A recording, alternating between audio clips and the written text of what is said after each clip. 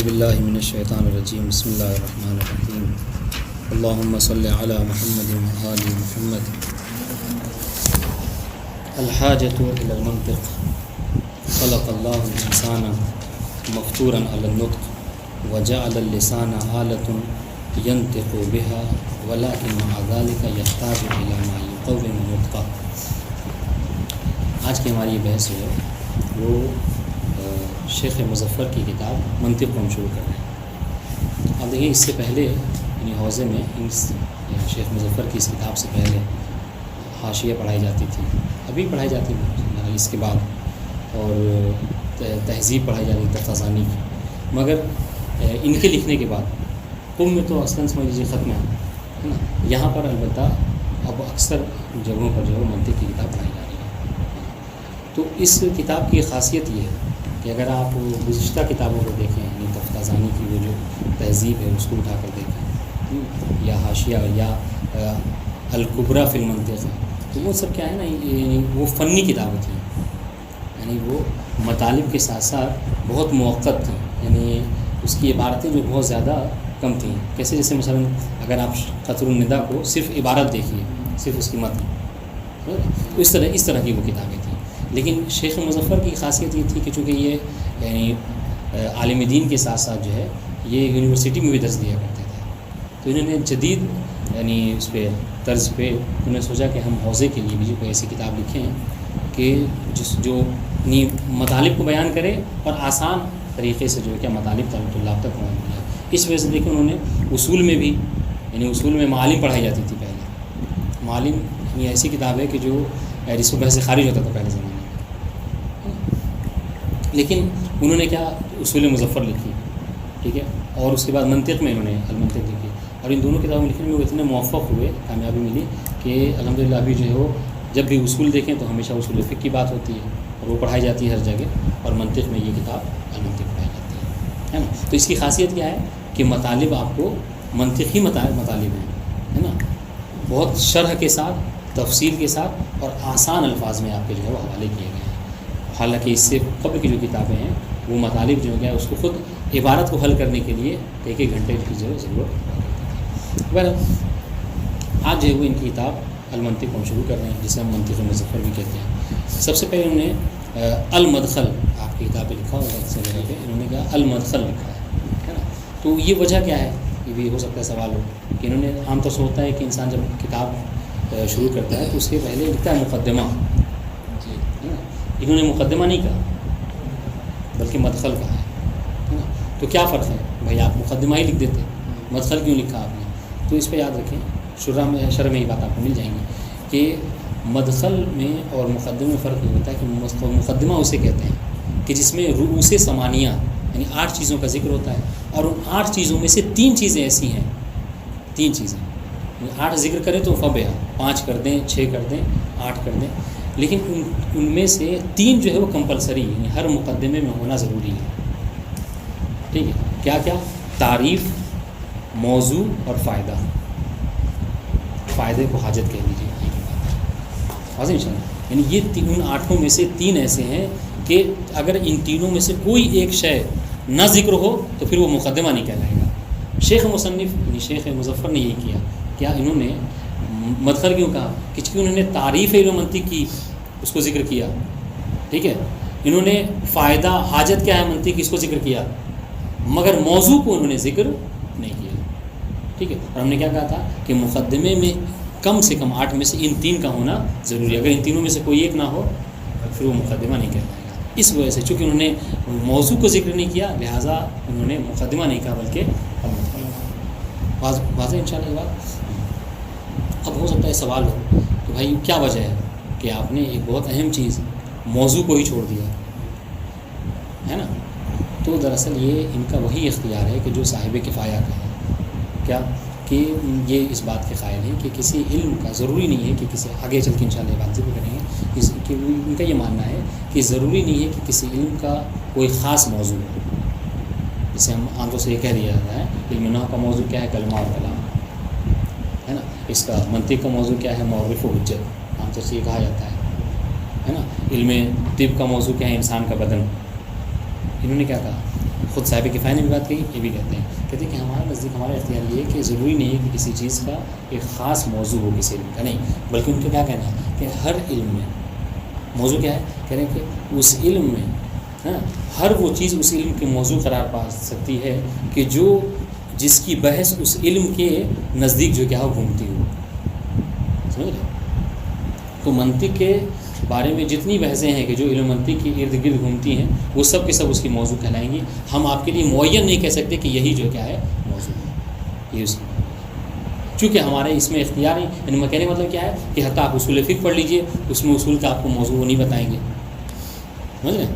اور علم منطق میں بھی یہی حال ہے، ہر جگہ ان کا یہی اختیار ہے کہ چونکہ موضوع کے وہ قائل ہی نہیں ہے، اس وجہ سے انہوں نے موضوع کا اصل ذکر ہی نہیں کیا. بتا دیں انشاءاللہ. اب آئیے جو ہیڈنگ میں لگائی سب سے پہلے کیا الحاجۃ الی المنطق، کہ ہمیں منطق کی ضرورت پڑتی ہے، سمجھ رہے؟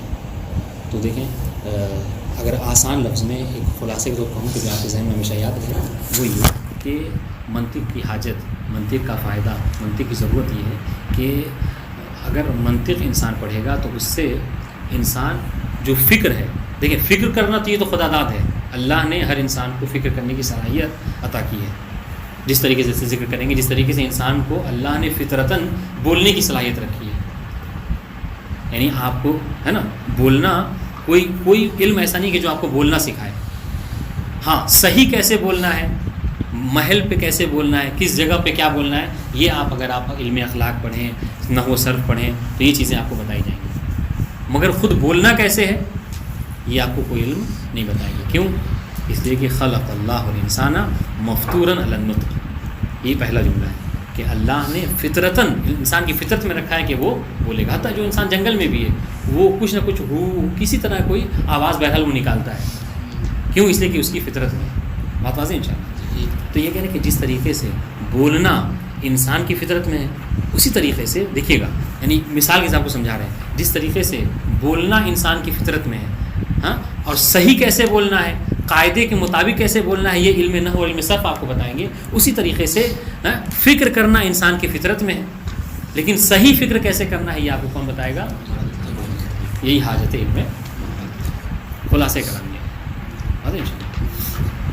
اچھی بات، ایک اور بات بہت آسان سی بات کہ حضور آپ نے یہ کہا کہ اگر کوئی علم منطق کا فائدہ یہ ہے، حاجت یہ ہے کہ علم منطق ہمیں کیا کرتا ہے، صحیح فکر کرنے کا کیا ہے طریقہ بتاتا ہے نا. مطلب یہ ہوا کہ اگر ہم منطق پڑھ لیتے ہیں تو کیا ہے، ہم فکر میں سوچنے میں کوئی غلطی نہیں کریں گے. بات واضح. اعتراض اشکال مصنف کے اوپر ہم دیکھتے ہیں کہ بہت سے علماء ایسے ہیں، بہت سے لوگ ایسے ہیں کہ جو علم منطق پڑھتے بھی ہیں اور کیا کرتے ہیں، فکر میں غلطی بھی کرتے ہیں، ہے نا. جو چیز دلیل نہیں ہے اس کو دلیل قرار دیتے ہیں، ہے نا. جو علت نہیں اس کو علت سمجھتے ہیں، جو نتیجہ فکر نہیں اس کو کہتے ہیں کہ یہ میری فکر کا نتیجہ ہے، جبکہ وہ غلط ہے نا. آپ کہہ رہے ہیں کہ منطق کا فائدہ کیا ہے کہ انسان صحیح فکر کرے گا. ہم دیکھتے ہیں کہ منطق پوری پڑھ لی، شمسیہ تک انسان پڑھ لیتا ہے اور کیا ہے، غلط فکر کرتا ہے. حاضر ان شاء اللہ. تو اس اعتراض کا مصنف نے دو جواب دیا ہے نا. ایک جواب جس کو کہتے ہیں جواب نقضی ہے، اور ایک جواب حلی ہے. جواب نقضی کیا ہے؟ مثلا جواب نقضی انہوں نے یہ دی کہ حضور آپ دیکھیں، آپ کہہ رہے ہیں کہ اگر کوئی منطق پڑھ لے تو کیا کرے گا، صحیح فکر کرنا ہی اس ذمہ داری اس کی. کہہ رہے کہ اگر یہی بات ہے تو آپ علم نحو کے بارے میں کیا کہتے ہیں؟ ہم دیکھتے ہیں کہ بہت سے لوگ علم نحو پڑھ لیتے ہیں، علم سب پڑھ لیتے ہیں، لیکن پھر بھی فاعل کو مفعول ہے نا، اور جہاں پہ زبر ہو وہاں پر زیر یا پیش پڑھتے ہیں، ہے نا. تو یعنی کیا مطلب، کہنے کا مطلب یہ کہ قاعدے کے خلاف بات کرتے ہیں، لکھتے ہیں، یا عبارت پڑھتے ہیں تو عبارت پڑھنے میں غلطی کرتے ہیں. تو جس طریقے سے انسان علم نحو صرف پڑھنے کے باوجود کیا کرتا ہے، قاعدے میں غلطی کرتا ہے، اس طریقے سے یہاں پر بھی ہے کہ پڑھ لیتا ہے منطق پھر بھی جو کیا ہے اس کی غلطی کرتا ہے. یہ جواب نقضی. یعنی کیا جواب نقضی کی کیا ہوتا ہے؟ جواب نقضی یہ ہوتا ہے کہ جواب نقضی میں انسان وہ جو اعتراض ہوتا ہے اس کا جواب نہیں دیتا ہے، بس اس اعتراض کو کیا کرتا ہے، عام کر دیتا ہے. مثلا مثال کے طور پر آپ نے کہا کہ بھائی تم درس میں نہیں جاتے ہو، ہے نا. تو بجائے اس کے کہ وہ یہ کہے کہ ہم کیوں درس میں نہیں جاتے، کیوں پڑھائی نہیں کرتے، وہ کیا کہے بھائی تم بھی نہیں جاتے ہو، فلاں بھی نہیں جاتا ہے. تو اس نے یہ جواب نہیں دیا کہ میں کیوں نہیں جاتا، سمجھ رہے ہیں. اس نے کیا کہا کہ وہ بھی نہیں جاتا ہے. تو کیا ہوا، یعنی اب تک یہ تھا کہ وہ نہیں جاتا تھا درس میں، اب یہ رہا کہ وہ بھی درس میں، اس کو عام کر دیا. تو یہ کہا کہ بھائی منطق پڑھتا ہے انسان، تو کیا کرتا ہے؟ فکر میں غلطی کرتا ہے. کہا کہ یہی حال اس میں بھی ہے، نحو پڑھتا ہے اور کیا بولنے میں غلطی کرتا ہے، لکھنے میں غلطی کرتا ہے. تو انہوں نے جواب نہیں دیا، لیکن جواب حلی ایک اور دیا. انہوں نے کہا کہ دیکھیے دراصل ایسے لوگ کہ جو منطق پڑھنے کے باوجود غلطی کرتے ہیں، وہ وجہ کیا ہے؟ وجہ یہ ہے کہ وہ جو منطق پڑھنے کے جو قواعد ہیں ہے نا، ان قواعد کی جو ہے رعایت نہیں کرتے. سمجھ گئے؟ تو وہ شیخ کیا کریں، چونکہ منطق پڑھ لیتے ہیں، قواعد پڑھ لیتے ہیں، مگر ان کی رعایت سوچتے وقت فکر کرتے وقت نہیں کرتے، اس وجہ سے کیا کرتے ہیں؟ غلطی کرتے ہیں. اس طریقے سے کہ اگر انسان بولتے وقت سوچتے وقت فکر کرتے وقت اگر منطقی قواعد کا لحاظ کرے، سمجھیں، تو وہ کبھی فکر کرنے میں غلطی نہیں کرے. تو یہ جو غلطی آتی ہے کس وجہ سے آتی ہے؟ کہ چونکہ انسان ان قواعد کو پڑھ لیتا ہے، رعایت نہیں کرتا. جس طریقے سے ہم علم نحو کے قواعد کو پڑھ لیتے ہیں لیکن عبارت پڑھتے وقت اس کی رعایت نہیں کرتے ہیں، تو اس وجہ جہاں پہ مفعول ہو وہاں پہ فاعل پڑھ لیتے ہیں. بات واضح ہے؟ تو یہ چیز فائدہ. تو یہ دو جواب، ایک جواب نقضی اور ایک جواب میں حل.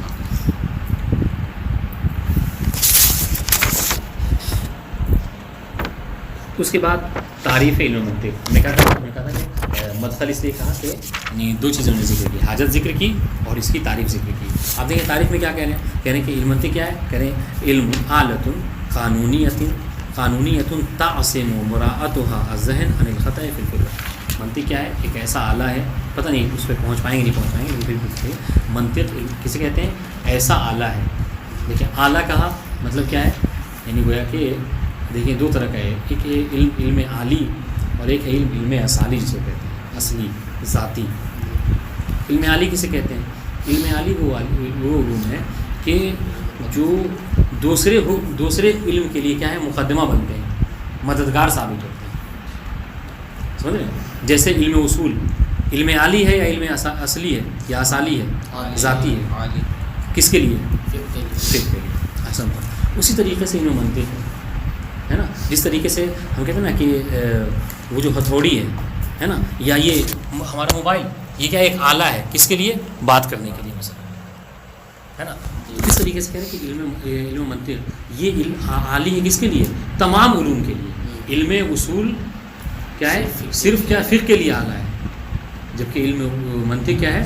تمام علوم کے لیے، حتیٰ علم نحو کے لیے. ہے کہ نہیں ہے؟ جی ہے. آج ہم نے پڑھا ہے کہ ہے. کیوں؟ اس لیے کہ دیکھیں ہم نے قول اور مفرد کی جب بات کری تو ہم نے کیا کہا کہ قول اور لفظ میں کون سی نسبت پائی جاتی ہے؟ کہا عموم خصوص مطلب، یعنی وہاں پر بھی ہم نے وہ منطق پڑھی ہے.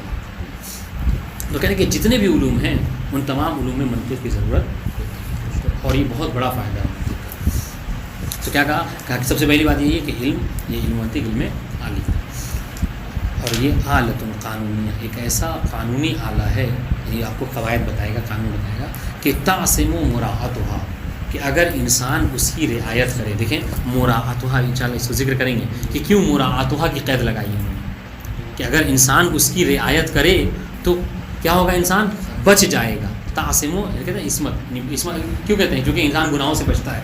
تو تعصم مراعاتها، اگر انسان اس کی رعایت کرے تو کیا ہوگا؟ اس کا ذہن بچ جائے گا کس سے؟ عن الخطأ، فکر میں خطا کرنے سے. یہ عبارت کا ترجمہ. اب اس جو تعریف ہے اس میں کہہ رہے کہ اگر آپ نے یہ تعریف میں ذکر کیا تو دو باتیں جو ہیں قابل غور ہیں. ایک کیا؟ ایک مراعاتها کا جو لفظ ہے وہ قابل غور ہے، اور ایک اعلیٰ کا لفظ قابل غور ہے جو ہم نے تعریف میں ذکر کیا. اس کو کیا کہتے ہیں؟ اس کو کہتے ہیں کہ شرح تعریف کہتے ہیں. تعریف کی شرح لفظی ہے نا، کہ آپ لفظ کو اٹھائیے اور اس کو جو کیا کریں آپ شرح کریں اس کو. دیکھیں اعلیٰ کیوں کا اعلیٰ ہم نے بتا دیا ہے نا کہ اعلیٰ علم اصلی نہیں ہے. اس وجہ سے کہتے ہیں منطق کو ابھی ذکر کریں گے، منطق کو خادم العلوم کہا جاتا ہے. تمام علوم کے لیے کیا ہے؟ یہ خادم کی حیثیت رکھتا ہے، تمام علوم میں اس کی ضرورت ہوتی ہے. یا پھر اس کو میزان کہا جاتا ہے، میزان العلوم. تمام علوم کے صحیح اور غلط ہونے کو آپ کیا ہے اسی پر ہی جگہ وزن کرتے ہیں، ہاں. یا معیار بھی کہا جاتا ہے. کوئی فکر کوئی چیز آپ سوچ رہے ہیں اس کو کیا ہے وہ صحیح ہے غلط ہے، آپ کس معیار پہ اس کو تول سکتے ہیں؟ علم منطق کو. بات ہے انشاءاللہ. تو یہ تو اعلیٰ کی بات ہو گئی. ایک اور بات کہہ رہے کہ مراعاتها کی ہم نے قید کیوں لگائی؟ مصنف کہہ رہے کہ دیکھیں ہم نے جب تعریف کی تعصم مراعاتها، یہ مراعاتها کی قید کیوں لگائی؟ کہ اسی سوال کے جواب کے لیے کہ بہت سے لوگ ایسے ہوتے ہیں کہ جو منطق پڑھتے ہیں پھر بھی غلطی کرتے ہیں فکر میں. کہا کیوں؟ اس لیے کہ وہ اس کی رعایت نہیں کرتے. اس وجہ سے ہم نے یہ ذکر کریں کہ اگر انسان ان قوانین کی رعایت کرے تو کیا ہوگا؟ وہ ذہنی فکری خطاؤں سے کیا ہے محفوظ انسان رہ سکتا ہے. بات واضح ان شاء اللہ. عبارت نام سے بتائیے. الحاجب الى المنطق خلق اللہ الانسان مفطورا علی النطق. اللہ نے انسان کو پیدا کیا اس حال میں کہ فطرت میں اس کی رکھی ہے اس چیز کو نطق بولنا، کہ انسان جو کیا ہے بولے گا، ہے نا. وجعل اللسان آلۃ ینطق بہا. ٹھیک ہے. اور اللہ نے لسان جعل اللسان آلۃ ینطق بہا، اور اللہ نے قرار دیا کس کو؟ زبان کو ایسا آلہ کہ جس ذریعے سے انسان کیا کرے گا؟ بولے گا. بس ان شاء اللہ یعنی بولنا انسان کی فطرت میں ہے. اور کس کے ذریعے سے بولنا ہے؟ زبان. ولیکن مع ذلک یحتاج الی ما یقوم نطقہ ویصلحہ. لیکن کہہ رہے اس کے باوجود بھی دیکھیں یعنی کیا مطلب، یعنی کوئی یہ نہیں کہ ہم مصنف کہہ رہے ہیں کوئی ہمیں یہ نہ کہے کہ جب اللہ نے ہماری فطرت میں ہی بولنا رکھ دیا ہے تو پھر کیا ضرورت ہے علم نحو کی، کیا ضرورت ہے علم صرف. کہہ رہے کہ نہیں، فطرت میں صرف بولنا یہ کافی نہیں ہے. کیسے بولنا ہے، کہاں بولنا ہے، کتنا بولنا ہے، کس طریقے سے بولنا ہے، اس کو کون سکھائے گا؟ کہ یہ فطرتاً آپ کو نہیں چیز سمجھ میں آئے گی، سمجھ رہے ہیں، بلکہ اس کو کیا ہے بولنے کے لیے، سمجھنے کے لیے اس کی کیا ہو علم نحو علم صرف ہو. دیکھیں ولیکن مع ذالک کا اشارہ کس طرف ہے کہ فطرتاً نطق ہے انسان کے اندر، لیکن اس کے باوجود بھی انسان کو کس چیز کی ضرورت ہے؟ محتاج ہے وہ الی ما یقوم نطقہ، ایسی چیز کی کہ جو انسان کے نطق کو تقویم بخشے، قوت بخشے، ہے نا، مقوم بخشے. ویصلحہ، اور اس کی اصلاح کرے، ہے نا. یعنی کیا کہ مثلا فاعل کو مفعول نہ پڑھے وہ، سمجھ لیں. لیکون کلامہ علی طبق اللغۃ التی یتعلمها، کیوں ضرورت ہے؟ تاکہ وہ اپنے کلام کو اس علم کے مطابق بولے کہ جو علم وہ سیکھ رہا ہے. واضح.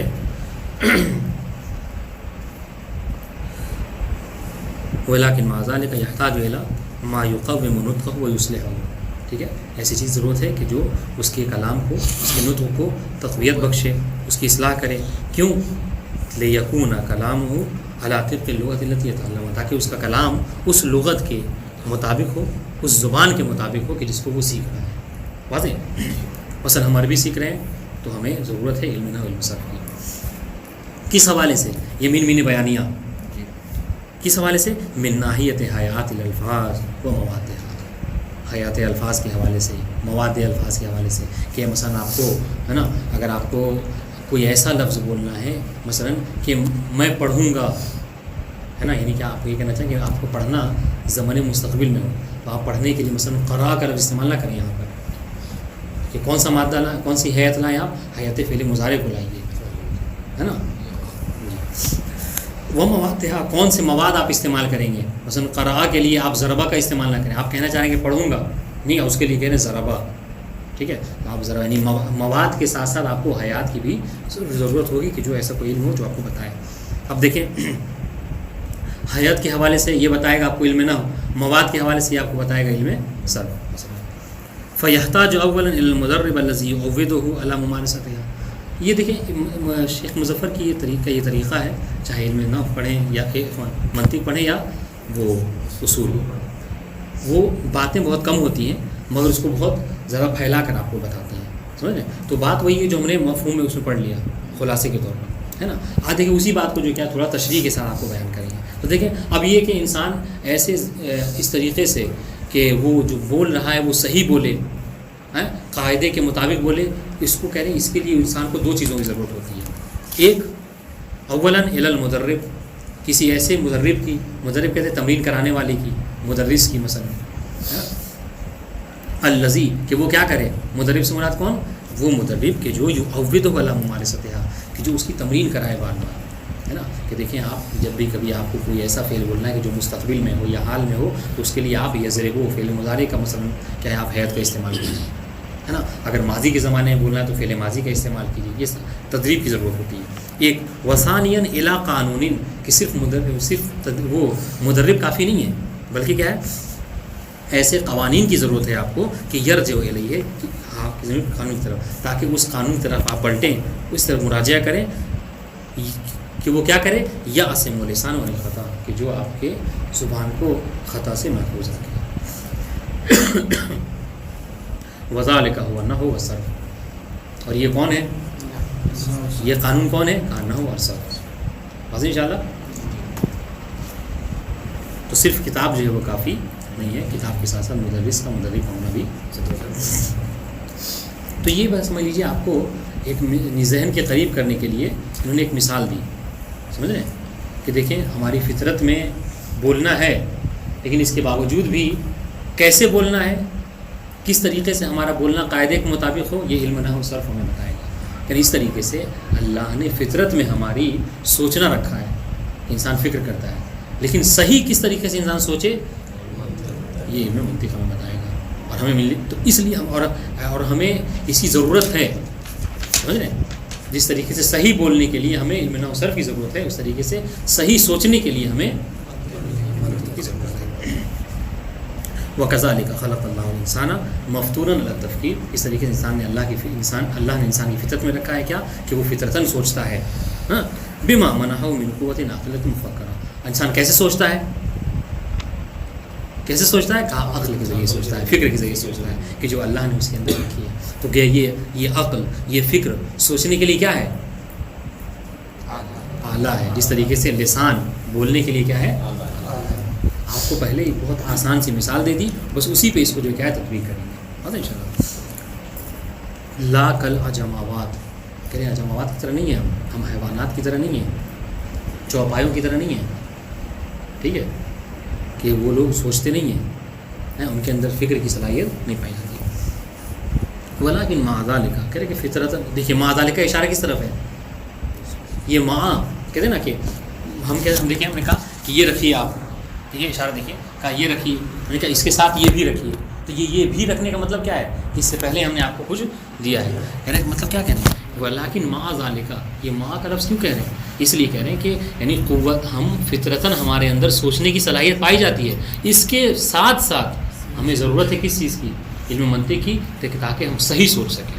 سنیں، یعنی کہنے کا مطلب کیا ہے کہ فطرتاً سوچنا ہی یہ کافی نہیں ہے. سمجھ رہے ہیں، ولیکن مع ذالک نجد کثیر الخطأ فی افکارہ.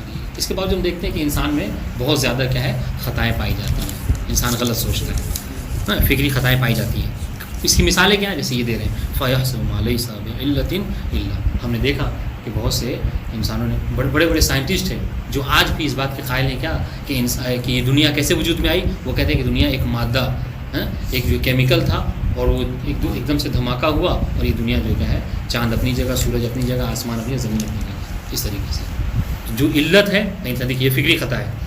فکری خطا کیا ہے کہ جو علت نہیں ہے ہم اسے کیا کریں، علت سمجھ لیں. علت یعنی اس دنیا کا خالق پروردگار ہے، لیکن آج سائنٹسٹ، بڑے پڑھے لکھے لوگ کیا کہتے ہیں اسے، کہ ایک دھماکہ ہوا ہے اور اس دھماکے کے ذریعے سے ساری چیزیں ملی. تو یہ انسان کی فکری خطا کی ایک مثال ہے کہ جس جو علت نہیں اس کو آپ کیا کہیں، علت نہیں. اس طریقے سے وَمَا لَيْسَ بِنَتِيجَةٍ لِأَفْكَارِهِ نَتِيجَةٌ، وہ چیز کہ جو انسان کے فکر کا نتیجہ نہیں ہے، اس کو کیا سمجھے کہ یہ میرے یہ فکر کا نتیجہ ہے. سمجھ رہے ہیں. وَمَا لَيْسَ بِبُرْهَانٍ بُرْهَانٌ، جو چیز دلیل نہیں ہے، برہان نہیں ہے، اس کو کیا کرے، برہان سمجھ لیں. سمجھ رہے ہیں. اس کی مثال شرح میں ہے، مثلا کہتے ہیں کہ طلاق میں ہے نا، طلاق میں کہتے ہیں کہ طلاق میں، اس سے ذہن تھوڑا سا آپ لوگوں کا وہ ہو جائے گا، کھل جائے گا. کہتے ہیں طلاق میں زوجہ کی اجازت ضروری نہیں ہے نا. ایک بعض علماء کہتے ہیں، مثلا بعض اب برہان کیسے کہہ رہے کہ نہیں، ہمارا یہ کہنا ہے کہ نہیں، طلاق میں بھی زوجہ کی اجازت کی ضرورت ہے.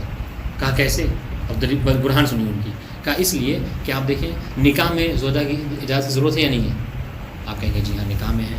تو کہا کہ اب طلاق چونکہ فرع ہے نکاح کی، جب تک نکاح نہ ہو تب تک طلاق نہیں ہو سکتا. تو جب نکاح میں اجازت کی ضرورت ہے تو طلاق میں بھی اجازت کی ضرورت ہوگی. تو دیکھیں، تو اس طریقے سے کہ جو برہان نہیں ہے انسان اس کو کیا کرے، برہان مان لے. وقد يعتقد بأمر فاسد أو صحيح من مقدمات فاسدة.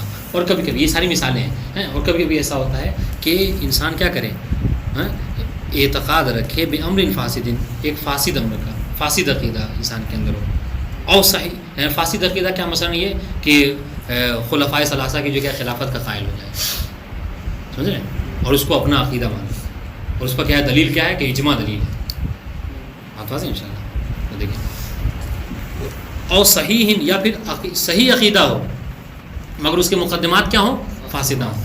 مثلا کیا ہے، یعنی امام کو ہی وہ کیا کر رہا ہے، خلیفہ مان رہا ہے، مگر کیا اس کے مقدمات فاسد ہیں. کہا کیا دلیل ہے آپ کے پاس کہ مولا کائنات مثلا وہ ہیں، خلیفہ ہیں، سمجھ رہے ہیں. تو مثلا کیا کہے کہ یہ کہ مثال کے طور پر کہ میں کیا کہوں، مثلا کوئی ایسی چیز کی جو دلیل نہیں ہے اس کو دلیل بنا لے، سمجھ رہے ہیں.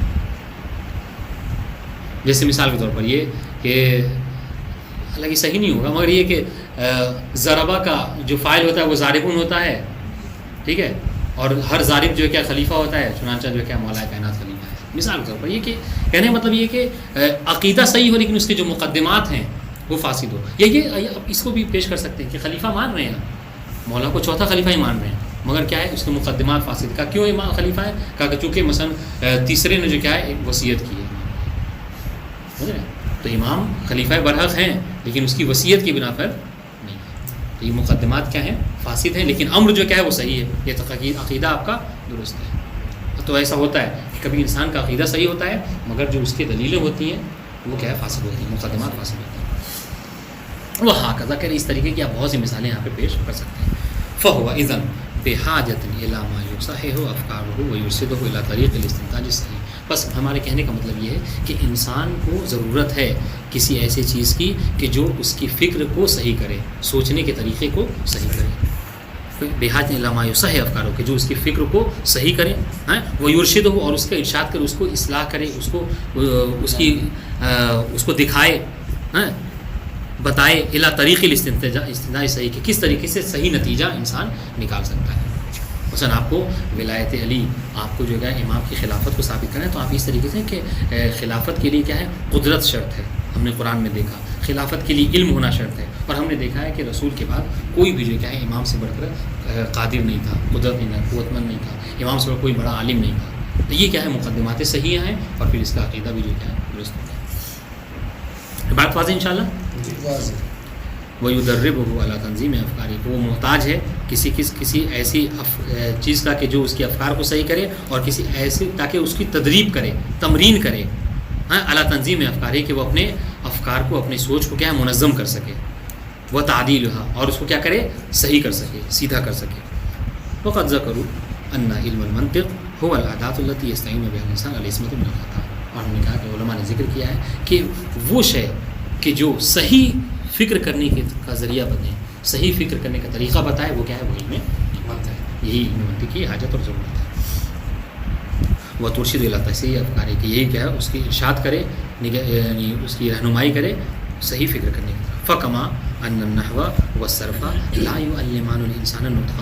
تو دیکھیے یہ اوپر والی بات کہ جس طریقے سے نحو و صرف انسان کو بولنا نہیں سکھاتے، ٹھیک ہے، بلکہ صحیح بولنا، قاعدے کے مطابق بولنا سکھاتے ہیں، اسی طریقے سے وہ انما یعلمان تصحیح النطق کہ صحیح کیسے بولنا ہے یہ نحو صرف آپ کو بتاتے ہیں.